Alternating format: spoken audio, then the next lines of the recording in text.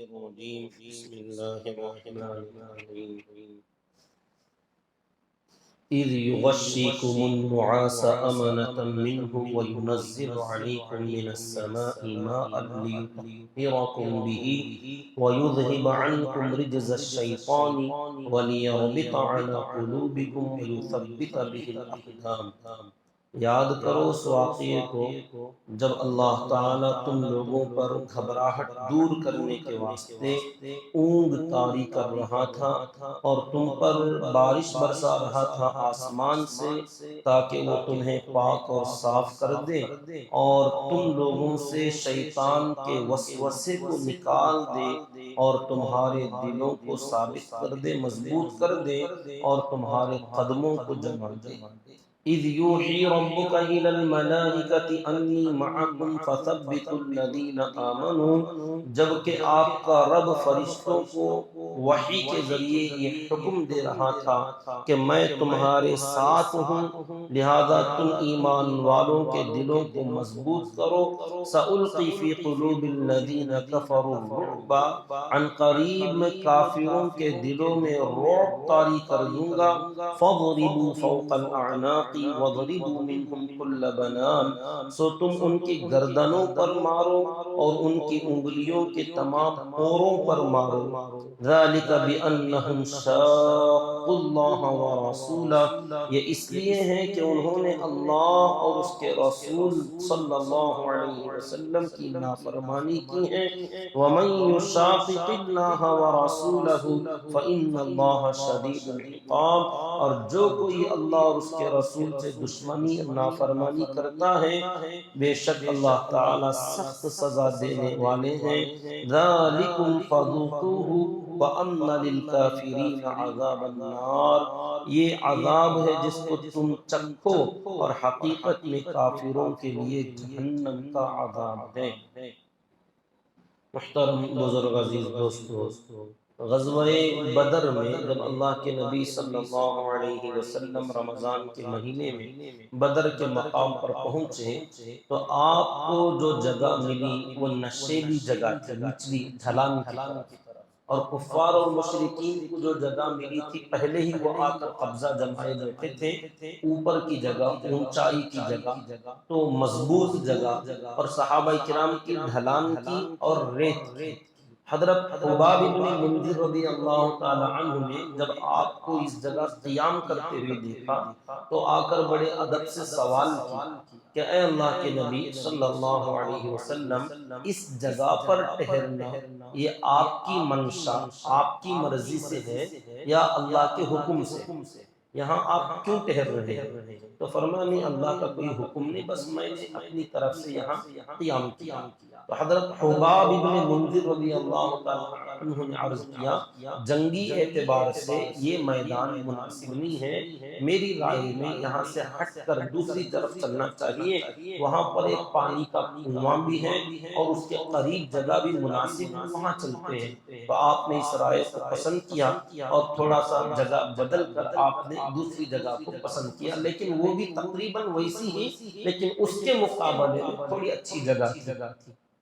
حضرت سعد بن معاذ رضی اللہ تعالیٰ وہاں تشریف لائے اور کہا آپ کا ایک سائبان، ایک عریشہ، چھوٹا سا آپ کے لیے ڈیرا ڈال دیا جائے آپ کے ٹھہرنے کے لیے، اور وہ ہماری فوج کے پیچھے کی طرف رہے گا، فوج آگے رہے گی، آپ پیچھے رہیں گے اور آپ کی نگرانی کی جائے گی اور آپ وہاں ٹھہرے رہیں۔ اور ساتھ میں یہ عرض کیا کہ اللہ نہ کرے اس جنگ میں، اس میدان میں اگر یہ سارے ساتھی کام آ جائیں، سب ختم ہو جائیں، تو آپ یہاں سے نکل کر سیدھے مدینے چلے جائیں، کیونکہ مدینے میں بہت سارے ایمان والے موجود ہیں جو اس وقت ہمارے ساتھ نہیں آ سکے، کیونکہ ان کو اندازہ نہیں تھا کہ اس مسلح فوج سے ہماری مل بھیڑ ہونے والی ہے۔ وہ تو بس یہی سوچ رہے تھے، ایک چھوٹے سے کام کے لیے گئے ہیں، اگر ان کو اندازہ ہوتا کہ ایسی جماعت سے ہماری ملاقات ہونے والی ہے تو وہ لوگ بھی ضرور آپ کے ساتھ آج یہاں ہوتے۔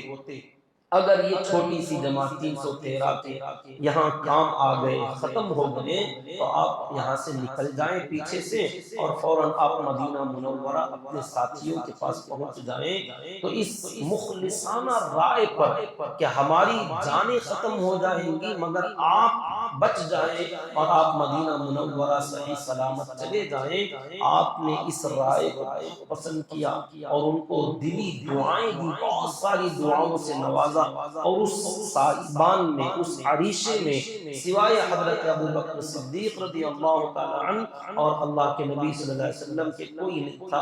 اس چھوٹے سے سایبان تھا، کوئی مستقل گھر نہیں تھا، عریشہ ڈالا گیا، چھت کا انتظام کیا گیا، اور حضرت معاذ رضی اللہ تعالی عنہ تلوار لے کر کھڑے ہوئے اس کی پہرہ داری کے لیے۔ اس رات میں اللہ کے نبی صلی اللہ علیہ وسلم نے جو دعائیں کی، اللہ نے گزشتہ جو آیتیں تھی اس کے اندر فرمایا کہ تمہاری دعاؤں کو اللہ نے قبول فرمایا۔ اب حضرات صحابہ کرام رضی اللہ تعالی عنہم کو شیطان کی طرف سے وسوسے آ رہے تھے۔ ایسے موقعوں پر شیطان کا بہت کام ہوتا ہے کہ وسوسے دل میں ڈالے اور طرح طرح کے خیالات کے ذریعے سے ایمان کمزور کر دے۔ حضرات صحابہ کو بھی وسوسے آتے اور وہ بھی سوچ میں پڑ جاتے تھے، کیونکہ شیطانی وسوسہ اثر کرتا ہے کہ ہم حق پر ہیں یا وہ حق پر ہیں۔ اگر ہم حق پر ہوتے تو ایسی کمزوری کیوں ہے ہماری؟ اللہ کی مدد ابھی تک نہیں آئی، زمین ایسی، حالات ایسے، سب یہ چیزیں جو آتی ہیں آدمی کو فطری طور پر یہ پریشانی میں مبتلا کر دیتی۔ تو حضرات صحابہ کرام میں سے بعض صحابہ کو وساوس بھی آ رہے تھے، اور حضرات صحابہ کو پانی کی بھی قلت اور کمی تھی، جس کی وجہ سے وضو اور بعض صحابہ کے لیے غسل کی ضرورت تھی، جو پانی کے نہ ہونے کی وجہ سے بھی پریشان تھے کہ کل کو جنگ ہو تو ہمارا کیا ہوگا، کہ بغیر غسل کے ہم چلے جائیں گے، بغیر وضو کے ہم رہیں گے، تو وضو اور غسل کے لیے بھی پریشانی تھی۔ تو ایک تو ظاہری ناپاکی اور دوسرے اندر شیطان کی طرف سے وسوسوں کی گندگی، تو یہ دو طرح کی گندگی تھی۔ اللہ تعالیٰ نے فرمایا، اور اسی گندگی میں اور اسی گھبراہٹ میں جب ایسے حالات آتے ہیں آدمی گھبرا جاتا ہے، اور گھبراہٹ میں آدمی کا سکون چلا جاتا ہے، اطمینان ختم ہو جاتا ہے، وہ کیا کرے کیا نہ کرے سمجھ میں نہیں آتا۔ ایسے موقع پر اللہ تعالیٰ نے اس رات میں جو اگلے دن جنگ ہونے والی تھی، غزوہ بدر کی اس رات میں اللہ تعالیٰ نے تمام صحابہ جو دعاؤں میں گڑ گڑانے میں اللہ کے نبی صلی اللہ علیہ وسلم کے ساتھ شامل تھے، اچانک وہ سونا نہیں چاہتے تھے، پوری رات جاگنا چاہتے تھے، مگر اللہ تعالیٰ نے سب پر اونگ طاری کر دی، اور اس کے ساتھ نیند آ گئی، اور ایسی نیند طاری ہوئی، ایسی نیند طاری ہوئی، حضرت علی رضی اللہ عنہ فرماتے ہیں اس رات میں بدر کے میدان میں ہم میں سے کوئی بھی جاگنے والا نہیں تھا سوائے اللہ کے نبی صلی اللہ علیہ وسلم کے۔ آپ اکیلے پوری رات جاگتے رہے، آپ کی حفاظت کے لیے صحابہ پلاننگ کر رہے، اور پورے صحابہ سو گئے، اور اللہ تعالیٰ نے آپ کو جگایا، آپ اکیلے پوری رات جاگتے رہے۔ تو معلوم ہوتا اللہ کے نبی صلی اللہ علیہ وسلم تمام صحابہ میں سب سے قوی تھے، سب سے بہادر، سب سے طاقتور، سب سے باہمت۔ آپ کی وجہ سے صحابہ کو ہمت تھی، اور ظاہری طور پر صحابہ آپ کی حفاظت، آپ کی پہرہ داری کرتے تھے۔ ایسے کئی واقعات پیش آئے ہیں، غزوہ حنین میں بھی بات آئے گی کہ اللہ کے نبی صلی اللہ علیہ وسلم جب تمام صحابہ اگر بھاگتے، اکیلے آپ کھڑے رہتے، تو ایسی بہادری کا مظاہرہ۔ تو اللہ تعالیٰ فرماتے ہیں اِذْ يُغَشِّكُمُ النُّعَاسَ، یاد کرو ہماری اس نعمت کو جب اللہ تعالیٰ نے تم لوگوں پر اونگ طاری کر دیا، امانۃ منہ، اللہ تعالیٰ کی طرف سے امن اور اطمینان کے واسطے، تمہاری گھبراہٹ دور کرنے کے واسطے۔ یہاں حضرت سفیان ثوری رحمۃ اللہ علیہ اور بعض محدثین اور فقہا فرماتے ہیں کہ جنگ کے میدان میں جہاں گھبراہٹ کا ماحول ہوتا ہے، اگر نیند اور اونگ نہ کسی کو آ جائے، یہ اللہ کی طرف سے نعمت ہوتی ہے۔ کیونکہ گھبراہٹ کے ماحول میں آدمی کو سلانے پر بھی نہیں سوتا کہ باہر سے حملے ہو رہے ہیں، آوازیں آ رہی ہیں، ہر وقت جان اور مال کا خطرہ لگا ہوا ہے، ایسے وقت میں کون سوئے گا؟ اگر اس وقت میں کسی کو نیند آ رہی ہے تو یہ اللہ کی طرف سے ایک نعمت ہوگی کہ گھبراہٹ میں بھی آدمی سکون سے ہے۔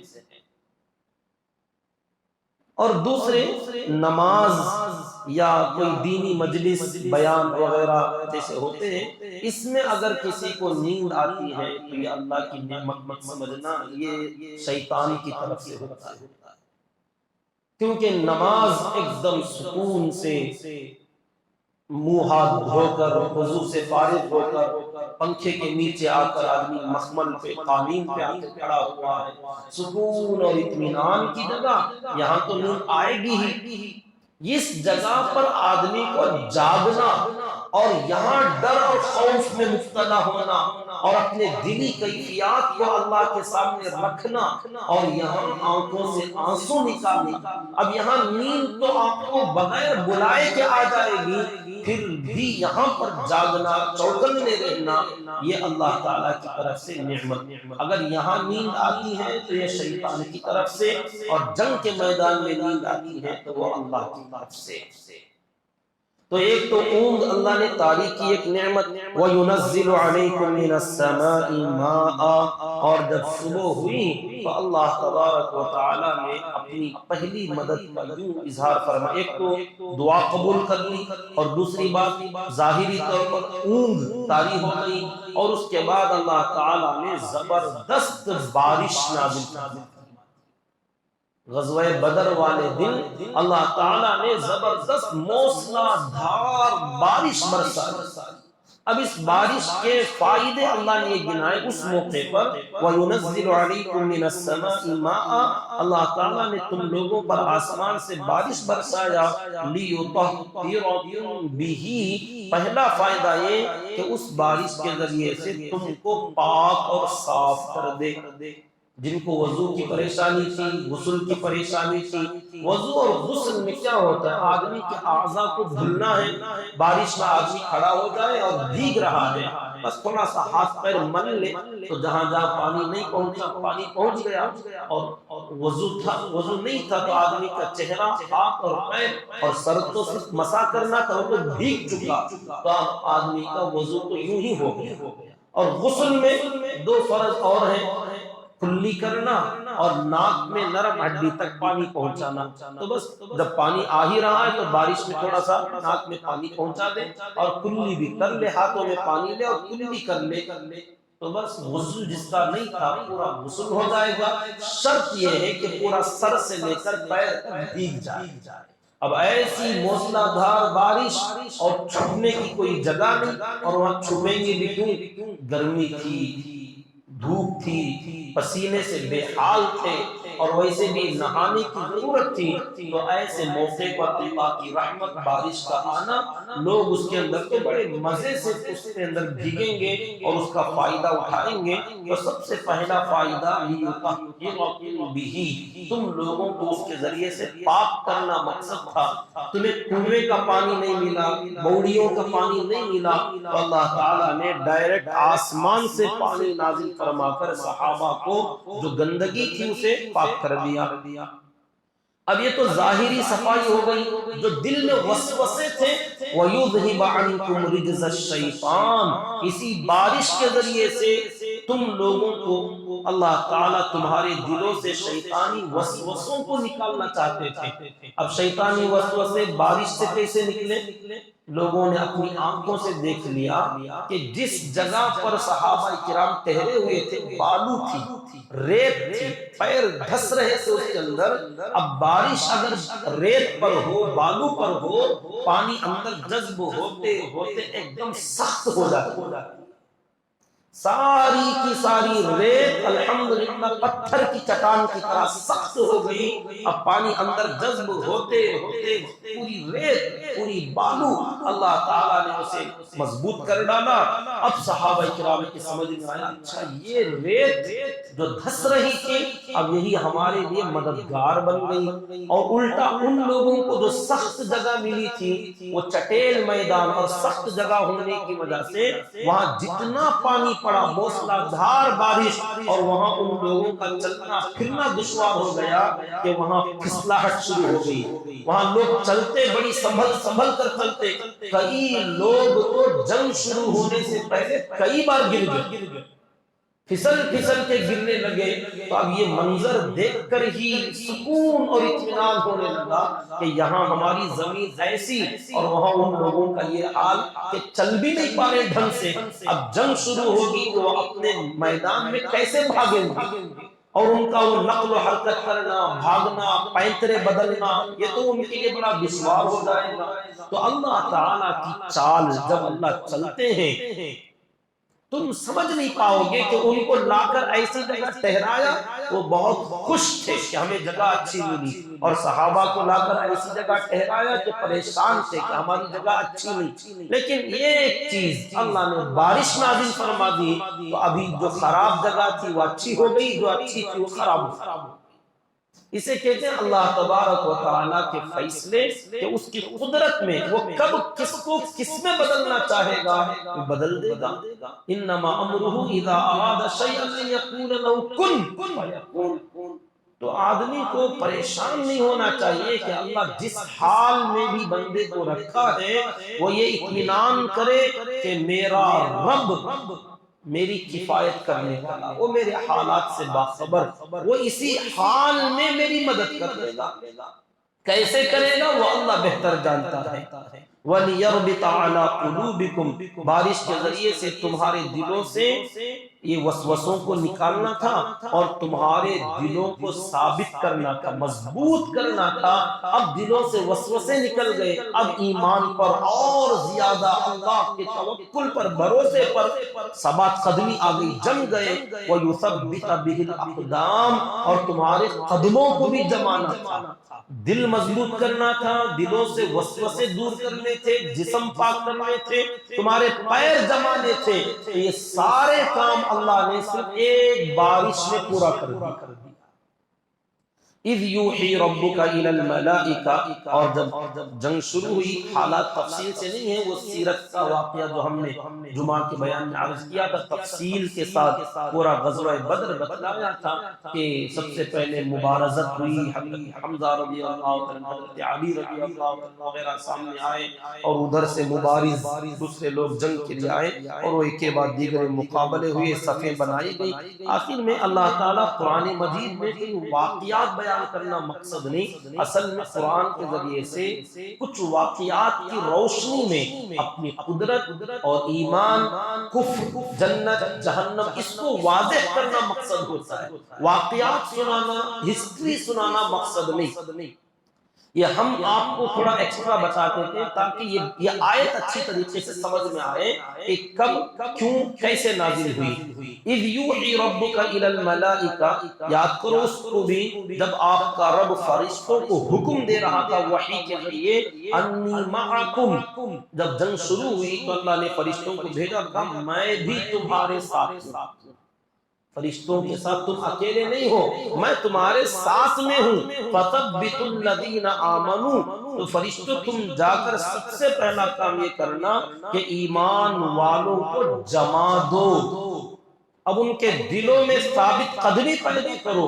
اب حضرات فرشتے آئے اور ایمان والے صحابہ کرام کے دلوں کو جمایا, مطلب دلوں میں تصرف کر کے گھبراہٹ کو امن میں تبدیل کیا اور ان کی بے قراریوں کو اطمینان میں تبدیل کیا, اور وہ جو وسوسے تھے ان وسوسوں کو ایمان اور توکل میں تبدیل کیا اور عین الیقین بھی ظاہر کیا. فرشتے نظر بھی آئے بعض صحابہ کو. غزوہ بدر کے بعد صحابہ نے اپنے نجی واقعات بیان کیے کہ میں ایک دشمن کے پیچھے بھاگ رہا تھا, ابھی میری تلوار چلنے سے پہلے میں نے دیکھا کہ اس کی گردن کٹ گئی. میں حیران کہ کس نے مارا, تو یہ جب اللہ کے نبی صلی اللہ علیہ وسلم کو سنایا تو آپ نے فرمایا تم لوگوں نے نہیں، اصل میں فرشتوں نے تمہارا ساتھ دیا. اور کئی صحابہ نے فرشتوں کو اپنی آنکھوں سے بھی دیکھا اور تعداد بھی دگنی ہو گئی تھی. سَأُلْقِي فِي قُلُوبِ الَّذِينَ كَفَرُوا الرُّعْبَ، اللہ تعالیٰ نے فرمایا فرشتوں تمہارے جانے سے پہلے کافروں کے دلوں میں میں رعب طاری کر دوں گا.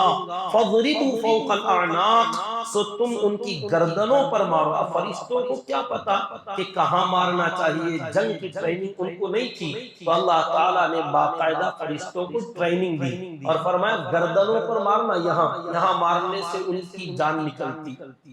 وَضْرِبُوا مِنْهُمْ كُلَّ بَنَانٍ، اور ان کے انگلیوں کے پوروں پر مارنا، اس جگہ پر کیونکہ ان کے ہاتھ سے ہتھیار ٹوٹ جائیں، گر جائیں. ذَلِكَ بِأَنَّهُمْ شَاقُّوا اللَّهَ وَرَسُولَهُ، یہ سب اس وجہ سے ہوا کیونکہ ان لوگوں نے اللہ اور اس کے رسول سے دشمنی کی. وَمَن يُشَاقِقِ اللَّهَ وَرَسُولَهُ، یہ صرف انہی کا معاملہ نہیں تھا، جو کوئی بھی اللہ اور اس کے رسول کے ساتھ دشمنی کرے گا فَإِنَّ اللَّهَ شَدِيدُ الْعِقَابِ، یقیناً اللہ تعالیٰ بہت سخت سزا دینے والا ہے. اب یہ آیتیں قیامت تک کے لوگوں کے لیے ہیں. ایسے جب ہم سنتے ہیں تو یہی سوال ہوتا ہے کہاں اللہ کا عذاب نہیں آ رہا؟ اتنے سارے دشمن آج کل ہر جگہ سر اٹھائے دن دناتے پھر رہے ہیں، مسجدوں کے سامنے چیخ رہے پکار رہے اللہ کا عذاب کب آئے گا. اس کی کئی مرتبہ تفصیل ہو چکی ہیں. ذالکم فذوقوہ، اللہ نے فرمایا یہ تمہارے لیے مقدمہ ہے، پیشگی عذاب ہے، اس عذاب کا مزہ چکھو. وَأَنَّ لِلْكَافِرِينَ عَذَابَ النَّارِ، حقیقت میں کافروں کو جو عذاب ہے وہ جہنم کا. دنیا ان لوگوں کی جنت ہے، جنت میں اتنی تکلیف نہیں ہوتی، بلکہ جنت میں تکلیف ہی نہیں ہونا چاہیے. اللہ کے نبی صلی اللہ علیہ وسلم نے فرمایا الدنیا سجن المؤمن و جنت الکافر، کافروں کی یہ جنت ہے. اب یہ ان کی جنت بھی کیسی کہ یہاں بھی ان کو سزا مل رہی ہے، تو اب اندازہ لگاؤ جو جہنم ہے وہاں کی سزا کا کیا عالم ہوگا. ان کی جنت میں ہی سزا ہے تو جہنم کا کیا عالم ہوگا. وہاں کی سزائیں، ہم تو یہ چاہتے ہیں ایمان والوں کی خواہش کہ ان کی جو سزا ابھی کے ابھی ہم دیکھ لیں، اللہ فرماتے ہیں ہم ان کی سزا یہاں دے کے کم نہیں کرنا چاہتے، سب اسٹاک کر کے رکھ رہے، ایسی سزا دیں گے، ایسی سزا دیں گے. قرآن مجید کی آیتیں وہ واقعات پڑھو، بعض مرتبہ دل کرتا پتہ نہیں ان کے اوپر کیا گزرے گی، کیسے ان کے حالات ہوں گے. شاید دلوں میں رحم بھی آ جائے ہمارا، جن کے اوپر آج ہمیں نفرت ہے، غصہ ہے، جن کے اوپر آج ہمیں عداوت، ہم چاہتے ہیں کہ ان کا ایسا ہو جائے ایسا ہو جائے. وہاں کے عذابات دیکھنے اور سننے کے بعد شاید کبھی ہمارے دلوں میں بھی رحم کا جذبہ پیدا ہو جائے کہ ایسا نہ ہوتا تو اچھا تھا، ان کو بھی چھوڑ دیا جاتا. بعض لوگ تو سفارش کرنے لگ جائیں گے اللہ چھوڑ دیجیے، اتنی سزائیں اللہ فرمائیں گے اب نہیں سنوں گا. دنیا میں تو ہم چاہتے ہیں کہ اللہ پکڑ لے، اللہ کہتے ہیں اب نہیں پکڑوں گا. اور اللہ جب وہاں پکڑتے ہیں بعض کہیں گے اللہ چھوڑ دے، چھوڑوں گا. عذاب شدید، عذاب علیم، فرمایا ہر ہمیشہ لمحہ بلمحہ عذاب میں اضافہ ہی ہوگا، ہر ہمیشہ اضافہ ہوگا. اللہ کے نبی صلی اللہ علیہ وسلم نے فرمایا یہ جو دنیا کی آگ ہے نا تمہاری، اگر جہنمیوں کو اس میں سے نکال کر اس آگ میں ڈال دیا جائے، دنیا کی آگ میں، تو مزے سے سو جائیں گے. اللہ کے نبی صلی اللہ علیہ وسلم نے فرمایا جہنمیوں کو جہنم کی آگ سے نکال کر دنیا کی آگ میں اگر لا لیا جائے تو سکون سے نیند آ جائے. اندازہ لگاؤ کیا عالم ہوگا اس آگ کا. اللہ تعالیٰ اس آگ میں عذاب اور سزائیں دیں گے.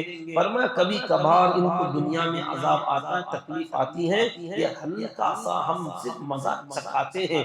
ذالکم فذوقوہ، اس کو تم چکھ لو. وَأَنَّ لِلْكَافِرِينَ عَذَابَ النَّارِ، یہ تو چکھنا ہے، حقیقت میں کھانا تو بعد. جو جہنم میں عذاب چکھایا جائے گا، اللہم احفظنا من، اللہ ہم سب کی حفاظت فرمائے۔ اللہ تعالیٰ سے دعا کریں کہ اللہ رب العزت ہم تمام کا تعلق قرآن سے مضبوط فرمائے، قرآن مجید کی تلاوت کی توفیق عطا فرمائے، اس کو سمجھنے کی توفیق عطا فرمائے، اس کے مطابق اپنے ایمان اور اعمال کو درست کرنے کی اللہ توفیق عطا فرمائے، آمین۔ سبحان اللہ۔